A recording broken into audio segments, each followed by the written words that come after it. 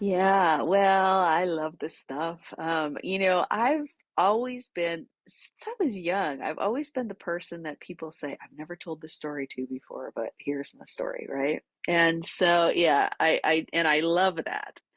And for a long time, I thought that I was only going to hear those stories. I was never going to experience them because there was something in me that was too scared, right, to really be there. Like there was something, some veil that I was putting up between me and the other side. But in my shamanic practice, in all of the spiritual counseling studies and work that I've done, I've been in those altered states, and I've got information and had other people be affected by the information that we got together. And so in my 20s, I had a dear friend who was one of this jet set psychic who read for all kinds of people, and she was an had amazing gifts. I know people now that I speak to have who have amazing extrasensory gifts. So I truly believe that those things exist, and that we are being helped by the other side quite often. My own personal experiences have been more of reaching the state of no being. The first meditation retreat I had that experience of the dropping away of the self, and feeling as if I were in an infinitely opening and closing flower of existence. And that was very disruptive in my life when that happened because it was so big. Um, but but it kind of set me on this path, so I'm really grateful for it. And then I've had extremely big dreams, where for instance, I had a dream once where I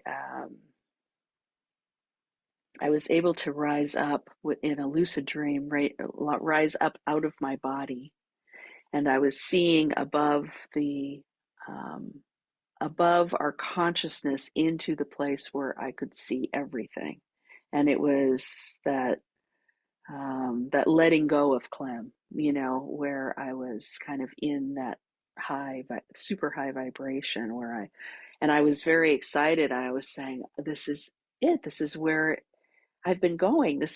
I can see all around me. And then I had a thought like, where are my feet?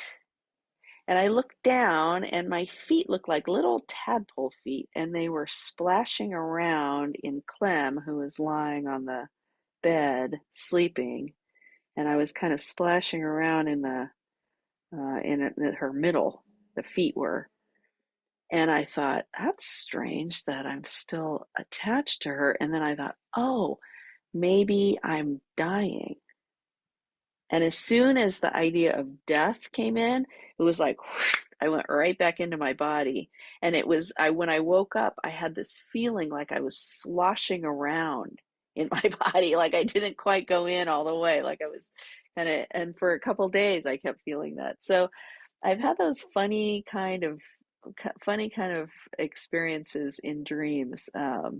So and those are really, they're altering, as I then move through the world. It lets me let go even more of those things that I'm attached to in my personality structure, and which is helpful.